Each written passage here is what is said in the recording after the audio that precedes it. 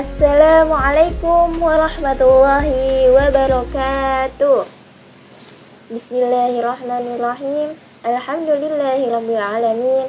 Wa bihi nasta'inu ala umurid dunya waddin. Wassalatu wassalamu ala asyrafil anbiya'i wal mursalin wa ala alihi wa sahbihi ajma'in. Amma ba'du. Yang terhormat Profesor Dr. Trio Supriyatno MAG selaku dosen pengampu mata kuliah Sejarah Pendidikan Islam, serta teman-teman dan penonton yang berbahagia dan dirahmati Allah Subhanahu wa taala. Pertama-tama marilah kita panjatkan puji syukur atas kehadirat Allah Subhanahu wa taala karena limpahan rahmatnya kita masih diberikan kenikmatan hidup hingga saat ini. Salawat serta salam semoga selalu terlimpahkan kepada Nabi Muhammad SAW. Semoga kita dan keluarga kita mendapatkan syafaat dari Rasulullah SAW. Baik, penonton dan teman-teman sekalian, perkenalkan, nama saya Kamila Khairun Niswatil Askia dari jurusan Pendidikan Agama Islam, Fakultas Ilmu Tarbiyah dan Keguruan Universitas Islam Negeri Maulana Malik Ibrahim Malang. Seperti tertera pada layar kaca Anda, saya hari ini akan menyampaikan sedikit tentang Lembaga Pendidikan Islam Nahdlatul Ulama. Bagaimana ya lembaga pendidikan Islamnya? Apakah berbeda dengan organisasi yang lain? Atau bagaimana terbentuknya? Langsung saja kita bahas. Pertama adalah rumusan masalah. Apa yang akan kita bahas hari ini adalah berdirinya Nahdlatul Ulama, seperti apa, tokoh-tokohnya siapa saja, lalu bagaimana makna lambang NU, dan seperti apa lembaga dan sistem pendidikannya. Yang pertama, berdirinya Nahdlatul Ulama. NU berdiri pada 16 Rajab 1344 Hijriah atau 31 Januari 1926 Masehi di Surabaya. Berbicara tentang tanggal ini ya, kita pada tahun ini baru saja menyemarakkan yaitu 1 abad NU yang sangat meriah dan menggembirakan. Kemudian, Nahdlatul Ulama didirikan sebagai wujud tatanan masyarakat berkeadilan demi kemaslahatan dan kesejahteraan umat.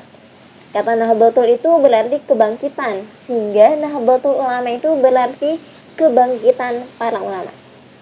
NU didirikan oleh Kiai Haji Hasyim Asy'ari bersama Kiai Haji Abdul Wahab Hasbullah beserta Kiai Haji Bisri Syamsuri serta beberapa ulama. Nah, gimana sih tahapan terbentuknya Nahdlatul Ulama ini? Yang pertama adalah awal mulanya itu sekitar tahun 1924, yaitu Kiai Haji Abdul Wahab Hasbullah itu menggagas pendirian Jam'iyah, lalu disampaikan kepada Mbah Hasyim yang akrab dipanggilnya ya. Tujuannya itu untuk meminta persetujuan Mbah Hasyim. Tetapi Mbah Hasyim ini tidak langsung menyetujui begitu saja. Mbah Hasyim ini sangat hati-hati orangnya, sehingga beliau melakukan sholat istikharah untuk meminta petunjuk kepada Allah. Selain itu, Mbah Hasyim juga mengkaji secara mendalam tentang organisasi yang akan berdiri ini.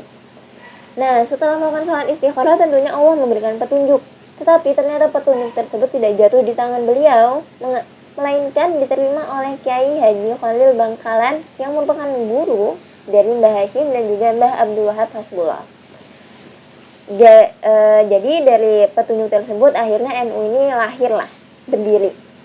Nah, NU ini berdiri itu berdasarkan petunjuk Allah Subhanahu wa taala. Fungsi ide dan gagasan itu tidak terlihat mendominasi. Faktor penentunya adalah konfirmasi kepada Allah Subhanahu wa taala melalui ikhtiar lahir dan batin. Jadi gitu guys, gimana NU itu lahir dan berdiri. Jadi enggak semata-mata itu aja, tapi ternyata melalui konfirmasi kepada Allah. Mulia banget kan berdirinya NU. Nah, selanjutnya adalah tokoh-tokoh penting nih Nahdlatul Ulama yang perlu kita ketahui. Yang pertama adalah Syekh Khalil Bangkalan yang biasanya disebut maha guru para ulama. Karena beliau juga merupakan guru dari Mbah Hasyim. Syekh Khalil adalah salah satu kiai yang menjadi penentu berdirinya organisasi terbesar di Indonesia, yakni NU. Seperti yang tadi dijelaskan ya, bahwa petunjuknya itu jatuh di tangannya Syekh Khalil Bangkalan. Kemudian adalah Hadratus Syekh Hasyim Asy'ari, berasal dari Tebu Ireng, Jombang. Seorang pahlawan nasional beliau ini, dan pendiri NU yang dihormati oleh masyarakat Indonesia. Tentunya beliau sebagai pendiri juga, beliau menjadi Rais Akbar. Tokoh yang berikutnya adalah Kiai Haji Abdul Wahab Hasbullah, berasal dari Tambak Beras, Jombang, seorang ulama yang berpandangan modern. Beliau ini mendirikan media massa atau surat kabar, yaitu Harian Umum Suara Nahdlatul Ulama atau Suara NU dan Berita Nahdlatul Ulama. Dan beliau merupakan Rais Am. Kemudian tokoh berikutnya adalah Kiai Haji Bisri Syamsuri dari Denanyar, Jombang. Beliau merupakan Rais Am juga, pendiri pondok pesantren Denanyar dan terkenal atas penguasaannya di bidang fikih. Nah, beliau ini kiai pertama yang mendirikan kelas khusus santriwati. Jadi sangat berjasa sekali ya, kita sebagai santriwati ini bisa belajar juga berkat beliau. Kemudian tokoh berikutnya ada banyak banget tokoh-tokoh pentingnya, yaitu ada Kiai Haji Abdul Hamid Fakih, pengusul nama Nuhudul Ulama. Jadi awalnya itu namanya bukan Nahdlatul Ulama, tapi Nuhudul Ulama. Artinya ini penjelasan bahwa para ulama itu mulai bersiap-siap akan bangkit melalui perwakilan formal tersebut. Nah, kemudian tokoh berikutnya itu Kiai Haji Mas Alwi bin Abdul Aziz. Kiai Mas Alwi ini mengajukan usul agar Jamiah Ulama ini atau NU ini diberi nama ya Nahdlatul Ulama, itu kebangkitan ulama. Yang tadinya Nuhudul Ulama, yang artinya itu masih bersiap-siap akan bangkit. Nah, itu maka diusulkan menjadi Nahdlatul Ulama atau kebangkitan ulama. Jadi ulama itu bangkit. Kemudian tokoh berikutnya adalah Kiai Haji Ridwan Abdullah. Beliau ini adalah pembuat lambang NU. Sebelum berinisiatif membuat lambang NU, Kiai Ridwan Abdullah ini terlebih dahulu melakukan sholat istikharah. Jadi gini guys, mulianya ulama-ulama NU itu pasti dalam menentukan suatu pilihan atau menentukan suatu pilihan itu tidak gegabah. Tentunya melibatkan Allah di setiap jalannya gitu. Melalui sholat istikharah, selalu minta petunjuk dari Allah. Kemudian Kiai Haji Maksum Ahmad Hasan. Dan Maksum ini bersama Kiai Haji Khalil Masyhuri mewakili daerah Lasem untuk menghadiri peresmian NU. Kemudian ada Kiai Haji Abdul Halim dari Majalengka sebagai Khotib Sani atau sekretaris kedua di struktur NU untuk mendampingi Kiai Wahab Hasbullah. Selanjutnya tokohnya adalah Kiai Haji Ahmad Dahlan Akhyat dari Surabaya, wakil Rais Akbar periode pertama Mangku Pesantren Kebon Dalam, juga sebagai pendiri perkumpulan Taswirul Afkar. Lalu ada Kiai Haji Raden Asnawi. Tahun 1924 ini ditemui oleh Kiai Haji Abdul Wahab Hasbullah untuk bermusyawarah tentang benteng pertahanan akidah Ahlussunnah wal Jamaah. Jadi Ahlussunnah wal Jamaah ini akidahnya para organisasi NU ya. Kemudian ada Kiai Haji Nahrul Thohir. Beliau ini adalah sosok kiai karismatik yang berperan dalam pengembangan pendidikan keislaman di Indonesia. Dan beliau adalah mendirikan pertama kali madrasah Muslimin Nahdlatul Watan. Berikutnya adalah Syekh Ghanaim Al-Misri. Beliau ini dari Mesir, salah satu mustasyar NU, seorang syekh dari Mesir yang tinggal di Surabaya. Dan berikutnya adalah Kiai Haji Abdullah Ubed dari Surabaya. Dipercaya menjadi anggota Awan generasi pertama dalam struktur Hizbut Nahdlatul Ulama atau HBNU atau kini itu PBNU. Nah, apaan sih HBNU? Nanti bakal dijelaskan. Oke. Selanjutnya adalah lambang Nahdlatul Ulama. Pasti teman-teman atau penonton mungkin udah nggak asing ya sama lambang ini dan sering banget ngeliat. Tapi ngerti nggak sih makna-maknanya itu? Ngerti nggak sih kenapa warnanya hijau? Kenapa warnanya putih? Kenapa ada gambar bintang? Kenapa ada gambar globe? Nah, ini penjelasannya ya. Pertama-tama, lambang NU merupakan hasil istikharah Kiai Ridwan Abdullah. Ia adalah seorang kiai yang alim, tapi memiliki kelebihan yang lain, yaitu terampil melukis. Maka dari itu beliau bisa menciptakan lambang NU ini. Beliau adalah santri yang Syekhona Khalil Bangkalan, sebagaimana umumnya para kiai pendiri NU yang lain, yang merupakan kiai yang total dalam berorganisasi. Dan jadi Syekhona Khalil ini merupakan mahaguru ulama. Seperti tadi, beliau ini melahirkan banyak ulama-ulama besar, ulama yang alim. Nah, pertama-tama kita lihat dari segi warna ya teman-teman. Dari warna hijau, latarnya itu apa sih artinya? Warna hijau ini bermakna kesuburan. Kemudian gambar atau tulisannya ini berwarna putih, itu artinya kesucian. Kita akan bahas lebih detail lagi untuk arti-arti setiap gambarnya ya. Yang pertama adalah bola dunia, yang artinya adalah tempat manusia berasal dan tinggal. Hal ini sesuai dengan surat Toha ayat 55. Lalu yang kedua adalah tali mengandung bola dunia. Tali tambang itu ya teman-teman, bermakna ukhuwah atau persaudaraan sesuai surat Ali Imran ayat 103. Lalu yang ketiga adalah peta Indonesia tampak di permukaan. Nah, jadi nih maksudnya adalah bola dunia, tapi kenapa peta Indonesia yang tampak ya? Itu artinya NU itu didirikan di Indonesia dan berjuang di Indonesia. Kemudian yang keempat, dua simpul ikatan di bagian bawah melambangkan hubungan vertikal dengan Allah dan hubungan horizontal dengan sesama umat manusia. Yang kelima adalah untayan tampar tambang berjumlah 99 melambangkan Asmaul Husna. Yang keenam adalah 5 bintang di atas bola dunia. Bisa kalian lihat ya, ada 5 bintang di atas. Lalu di tengah itu ada yang berukuran besar dibandingkan 4 yang lainnya. Jadi bintang yang paling besar itu melambangkan Rasulullah, sementara yang 4 itu melambangkan sahabat-sahabat Rasulullah, yaitu Khulafaur Rasyidin. Yang seperti yang kalian ketahui ada Abu Bakar As-Siddiq, Umar bin Khattab, Utsman bin Affan, dan Ali bin Abi Thalib. Kemudian 4 bintang di bawah bola dunia melambangkan 4 imam mazhab. Ada ya, ada 4, itu 4 imam mazhab, yaitu Imam Maliki, Syafi'i, Hanafi, dan Hambali. Lalu yang ke-8 adalah jumlah bintang secara keseluruhan itu ada 9. 5 tadi di atas, ditambah 4 yang di bawah, jadi 9. Ini maknanya adalah Wali Songo. Seperti kalian ketahui, Wali Songo adalah penyebar Islam di daerah Indonesia ya, di Nusantara ini. Lalu yang ke-9 adalah tulisan Nahdlatul Ulama dalam huruf Arab, melintang di tengah bumi untuk menunjukkan nama organisasi tersebut.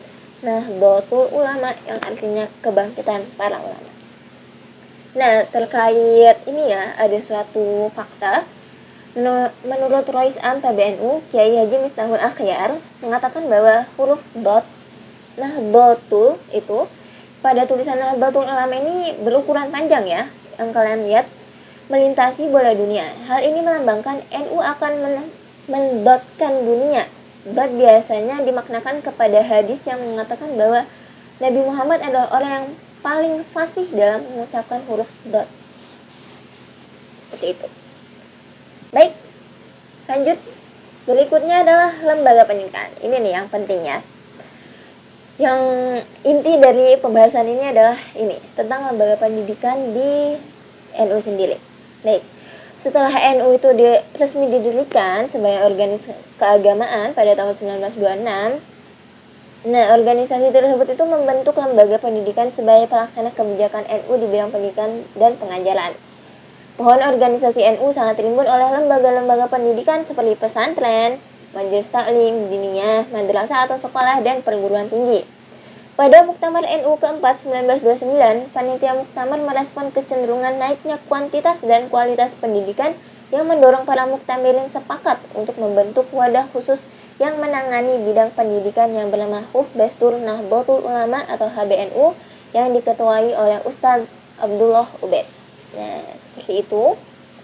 Kemudian selanjutnya adalah keberadaan pendidikan di wilayah NU berawal dari keberadaan pesantren.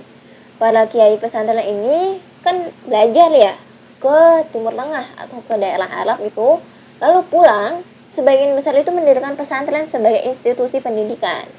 Ini sebagai bagian dari dakwah atau syiarnya ya, untuk menyampaikan pendidikan yang hasil belajar di Timur Tengah. Lalu gimana cara menyampaikan ilmu-ilmu ini kepada masyarakat Indonesia, yaitu melalui pesantren, mendirikan pesantren ini. Nah, keilmuan yang diutamakan itu adalah keagamaan, khususnya fikih, hukum, jurisprudensi. Dan karena kita fikih itu kebanyakan berbahasa Arab ya, karena belajarnya kan dari Arab sana. Maka untuk memahaminya itu diperlukan ilmu alat berupa nahwu shorof. Jadi pesantren itu pasti banget ada perangkat keilmuan nahwu shorof. Pasti banget belajar nahwu shorof. Nah, kemudian, pada perkembangan selanjutnya, terjadi perkembangan model pendidikan di pesantren. Hal ini berawal dari realitas bahwa tidak semua santri yang keluar dari pesantren itu mampu menjadi kiai, sementara mereka tetap membutuhkan ranah pendidikan. Akhirnya, mereka mendirikan sekolah-sekolah di kampung yang bernama madrasah. Ya. Selanjutnya adalah, materi keilmuan di madrasah itu tetap sama dengan pesantren. Tetapi bedanya apa? Kiai itu nggak ada di lingkungan madrasah. Nah, kiai itu cuma ada di lingkungan pesantren gitu. Tidak seperti pesantren ya memiliki ciri-ciri ada santri, kitab kuning, kiai, pondokan, dan masjid. Madrasah itu tidak ada yang seperti itu, tapi inti ilmunya itu sama tentang keagamaan itu. Oke, kemudian saat ini pendidikan pesantren itu berada dalam naungan NU yang penanganannya itu dipasrahkan pada lembaga Rabithah Ma'ahid Islamiyah atau disingkat LMI. Jadi pesantren itu di bawah naungan lembaga LMI. Sedangkan untuk pendidikan madrasah itu berada dalam lembaga pendidikan Ma'arif NU. Seperti itu teman-teman, yang seperti kalian ketahui sekarang ya, banyak madrasah itu ternyata di bawah naungan lembaga tersebut. Nah, kemudian nih, kita berbicara tentang pesantren ya. Jadi pesantren sendiri itu secara terminologi itu didefinisikan sebagai lembaga pendidikan tradisional Islam untuk mempelajari, memahami, mendalami, menghayati, dan mengamalkan ajaran Islam dengan menekankan pentingnya moral keagamaan sebagai pedoman perilaku sehari-hari. Pesantren ini sebagai lembaga pendidikan itu punya 5 elemen dasar tradisional atau ciri khas pesantren. Jadi ada 5 ya. Yang pertama adalah kiai, santri, pengajaran kitab Islam klasik, masjid, dan pondok. Ini adalah 5 elemen dasar yang ada pada pesantren. Khasnya pesantren banget. Nah, pertama adalah kiai. Kiai apa sih? Kiai sebagai pengasuh pondok pesantren diposisikan sebagai top leader yang menjadi panutan bagi santrinya. Oleh karena itu, segala bentuk kebijakan pesantren itu berada di tangan kiai, terkhusus yang berkaitan dengan pembentukan suasana kepesantrenan. Kemudian santri. Santri adalah siswa atau murid yang belajar dan merupakan salah satu elemen penting di dalam suatu lembaga pesantren. Seorang ulama dapat disebut kiai apabila memiliki pesantren dan santri yang tinggal dalam pesantren untuk mempelajari kitab Islam klasik. Nah, jadi kiai sama santri itu erat kaitannya. Gak ada santri kalau nggak ada kiai. Kiai pun nggak bisa mengajarkan apapun ke siapa kalau nggak ada santrinya gitu. Nah, santri ini ada 2 jenis ya teman-teman. Ada santri mukim dan juga ada santri kalong. Mukim itu murid yang berasal dari daerah jauh dan menetap dalam kelompok pondok pesantren tersebut. Sedangkan kalau santri kalong itu murid yang berasal dari desa sekitar pesantren situ, dia menetap, bisa tidur di situ atau tinggal di situ, tapi dia sering kali pulang ke rumah orang tuanya. Seperti itu santri kalong.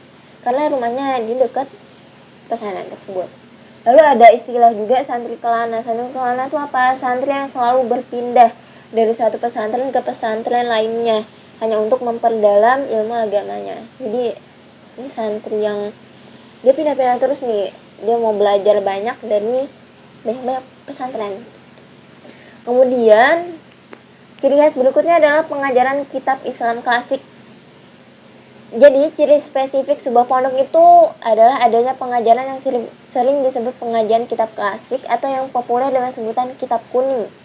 Ciri yang dimaksud terdapat pada pondok pesantren baik tradisional maupun yang sudah modern. Seperti itu. Selanjutnya adalah masjid. Tentunya masjid merupakan elemen yang tidak dapat dipisahkan dengan pesantren dan dianggap sebagai tempat yang paling tepat untuk mendidik para santri, terutama dalam praktik sholat 5 waktu, khutbah dan sholat Jumat, dan pengajaran kitab Islam klasik. Jadi sejak zaman Nabi Muhammad itu ya, masjid itu telah menjadi pusat pendidikan Islam. Jadi pada dasarnya masjid itu nggak cuma buat ibadah, tapi masjid itu juga bisa dijadikan tempat pendidikan. Tuh. Selanjutnya yang terakhir adalah pondok. Nah, ini penting banget. Gimana kita mau tinggal kalau nggak ada pondok? Jadi pondok ini atau tempat tinggal para santri merupakan ciri khas tradisi pesantren yang membedakannya dengan sistem pendidikan lain. Jadi kalau pendidikan lain atau sekolah umum kan ya udah sekolah, datang, habis itu pulang kan. Tapi kalau pondok ini ya tempat tinggalnya para santri di sini. Gitu. Kenapa? Kenapa harus ada pondokan? Yang pertama, para santri ini tertarik dengan kemasyhuran atau kedalaman ilmu sang kiai, sehingga mereka ingin dekat terus sama kiainya. Terus yang kedua, hampir semua pesantren itu berada di desa yang tidak menyediakan perumahan untuk menampung para santri, akhirnya dibikin pondok, tempat tinggal. Yang ketiga, santri itu menganggap kiainya seolah-olah bapaknya sendiri, sedangkan kiai menganggap para santri itu sebagai titipan dari Allah yang harus senantiasa dilindungi. Maka salah satu bentuk perlindungannya itu kiai membangunkan pondok atau tempat tinggal seperti itu. Nah, selanjutnya sistem pendidikannya di pesantren itu ada beberapa pola umum pendidikan Islam tradisional di pesantren. Yang pertama adalah adanya hubungan yang akrab antara kiai dan santri, kemudian tradisi ketundukan dan kepatuhan seorang santri terhadap kiai, lalu pola hidup sederhana, kemandirian atau independensi, yang kelima berkembangnya iklim dan tradisi tolong-menolong dan suasana persaudaraan, yang keenam disiplin ketat, yang ketujuh berani menderita untuk mencapai tujuan, yang kedelapan kehidupan dengan tingkat religiositas yang tinggi. Selanjutnya adalah metode pengajaran yang diterapkan. Nah, tentunya dalam mengajar itu nggak semata-mata langsung menyampaikan gitu aja. Pastinya ada cara atau metode yang digunakan para kiai dalam menyampaikan ilmu-ilmunya. Yang pertama adalah metode slogan, yaitu murid secara perorangan dengan guru atau dikenal juga dengan metode individual. Metode ini merupakan bagian yang paling sulit dari keseluruhan metode pendidikan Islam tradisional, sebab sistem ini menuntut kesabaran, kerajinan, ketaatan, dan disiplin pribadi santri. Meski demikian, sistem ini merupakan sistem yang paling efektif. Selanjutnya adalah metode bandungan atau weton. Dalam sistem ini, sekelompok murid, 5-500 santri ini mendengarkan seorang guru yang membaca, menerjemahkan, menerangkan, dan seringkali mengulas buku-buku Islam dan bahasa Arab. Nah, setiap murid ini memperhatikan bukunya sendiri dan membuat catatan-catatan tentang kata-kata atau buah pikiran yang sulit. Metode yang ketiga adalah metode halakoh. Halakoh itu berarti lingkaran murid atau lingkaran belajar. Jadi beberapa orang santri dengan jumlah tertentu itu membentuk halakoh yang dipimpin langsung oleh seorang kiai atau ustadz atau santri senior untuk membahas dan mengkaji suatu persoalan yang telah ditentukan sebelumnya. Jadi mengajukan pertanyaan, terus memberikan pendapat juga. Dengan demikian, halakoh ini artinya diskusi. Jadi nggak cuma mempertanyakan kemungkinan benar dan salahnya, tapi biar bisa memahami isi kitabnya. Jadi diskusi seperti itu. Metode selanjutnya adalah metode basis masail. Jadi ini atau enggak perdebatan gitu ya artinya. Jadi pertemuan ilmiah membahas masalah dunia, ibadah, akidah, dan masalah agama pada umumnya. Nah, metode ini digunakan dalam dua tingkatan. Pertama diselenggarakan oleh sesama santri untuk membahas suatu masalah agar terlatih untuk memecahkan masalah dengan menggunakan rujukan kitab-kitab yang tersedia atau berdebat seperti itu. Kedua, muzakarah yang dipimpin kiai, di mana hasil muzakarah santri diajukan untuk dibahas dan dinilai seperti dalam seminar. Biasanya dalam muzakarah ini berlangsung tanya jawab dengan menggunakan bahasa Arab. Jadi bahasa masalah ini biasanya pakai bahasa Arab ya teman-teman. Metode selanjutnya adalah hiwar.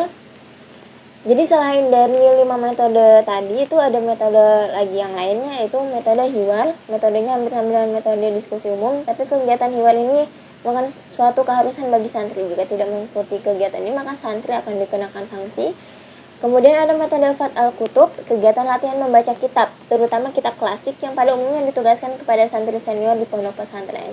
Jadi santri itu harus bisa baca kitab-kitab kuning itu seperti apa. Kemudian ada metode muharoh, yaitu latihan bercakap bahasa Arab, mewajibkan para santri berbicara dan menggunakan bahasa Arab baik dengan sesama santri maupun dengan para ustadz atau kiai di pondok pesantren.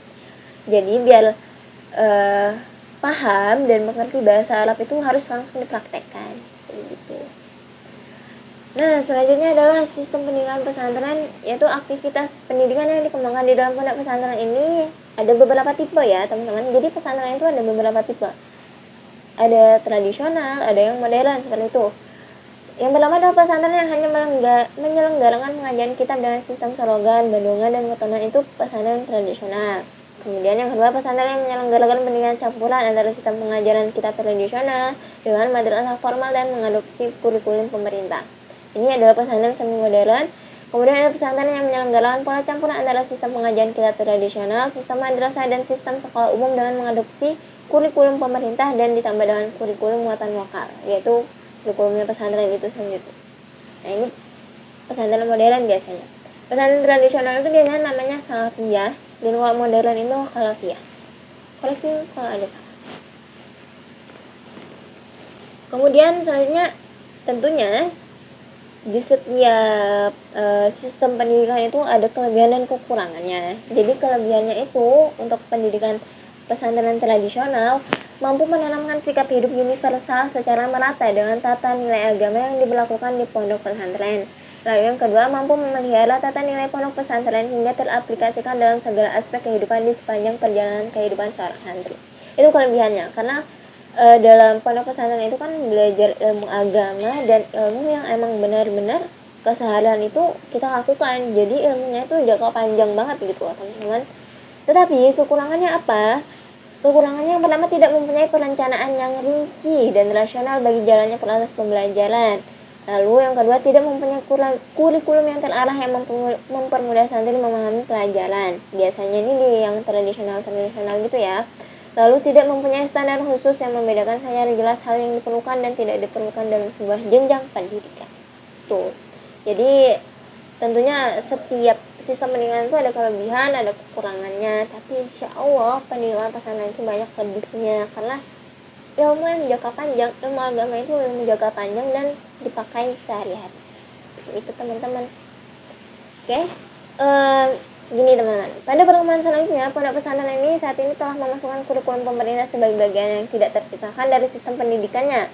Lembaga pondok pesantren masih tetap menjadi salah satu gudang mencetak calon ulama yang diharapkan mampu menjadi pemimpin masa depan yang memiliki tanggung jawab terhadap kelangsungan dan kejayaan agama Islam. Penyelenggaraan pendidikan dan pengajaran di pesantren didasarkan atas tuntunan ajaran Islam dengan tujuan ibadah untuk mendapatkan ridho dari Allah Subhanahu wa Ta'ala. Waktu belajarnya juga tidak dibatasi dan santri dididik untuk menjadi mukmin yang sejati, mempunyai integritas pribadi yang kukuh, mandiri, ikhlas, dan mempunyai kualitas intelektual dan spiritual. Sehingga seorang santri diharapkan dapat menjadi panutan dalam masyarakatnya, menyebarluaskan citra nilai budaya pesantrennya dengan penuh keikhlasan dan menyiarkan dakwah Islamiyah. Nah, kesimpulannya apa sih teman-teman dari yang saya sampaikan ini? Jadi, pesantren itu kan merupakan lembaga pendidikan Islam tertua di Indonesia, tempat di mana para santri menimba ilmu dan mengamalkan ilmu agama Islam dalam kehidupan sehari-hari dengan bimbingan dan arahan kiai atau para ustadznya sebagai suri tauladan dan panutan, sehingga pesantren bisa dipandang sebagai laboratorium sosial bagi penerapan ajaran agama Islam. Jadi biasanya seseorang santri atau yang udah lulus dari pesantren itu di masyarakat itu bakal dipandang lebih karena memiliki ilmu agama dan bisa jadi suri tauladan atau panutan. Nah, pondok pesantren itu berusaha mencetak insan muslim, membela dan mempertahankan nilai ajaran agama Islam dalam kehidupan bermasyarakat, berbangsa dan bernegara. Selayaknya tetap eksis di tengah masyarakat Indonesia. Upaya tersebut dilakukan dengan tetap mempertahankan nilai ajaran Islam yang murni tanpa diracuni oleh unsur yang lain. Nah, kenapa sih pondok pesantren itu dianggap wow gitu loh di luar? Karena gak cuma belajar tentang ajaran agama Islam, pesantren ini juga kan terbentuk dari pahlawan nasional ya. Mbah Hashim kan pahlawan nasional dan juga berjuang buat kemerdekaan Indonesia. Jadi jiwa berbangsa dan bernegaranya tuh ada banget gitu. Kemudian jadi gitu, kenapa NU itu bisa mudah diterima di masyarakat? Karena NU itu menitik beratkan pada perlunya pendidikan yang mendalami ilmu agama, karena NU itu berangkat dari pesantren. Oleh karena itu, maka keilmuan yang diutamakan adalah keagamaan. Makanya NU itu adalah organisasi Islam terbesar di Indonesia dan bisa diterima di masyarakat Indonesia. Seperti itu teman-teman. Nah, ini deh akhir dari penjelasan dari saya ya. Ada suatu perkataan petuah atau dawuh dari Kiai Haji Hashim Asy'ari yang berbunyi, barang siapa yang mau mengurus NU akan aku anggap sebagai santriku. Siapa yang menjadi santriku akan kudoakan husnul khotimah beserta anak cucu. Amin amin ya rabbal alamin. Semoga saya dan kalian semua yang menonton ini bisa husnul khotimah ya teman-teman. Amin amin. Yap. Ada pantun. Buah durian biji selasi. Cukup sekian dan terima kasih. Mohon maaf apabila ada kekurangan dalam penyampaian dan apabila ada kelebihan, itu semuanya dari Allah. Terima kasih sudah mendengarkan Santai Air. Terima kasih sudah berusaha mencari ilmu yang banyak. Saya juga masih mencari ilmu yang banyak. Boleh di komen juga teman-teman. Boleh di like dan share. Tetap subscribe juga. Terima kasih. Wassalamualaikum warahmatullahi wabarakatuh.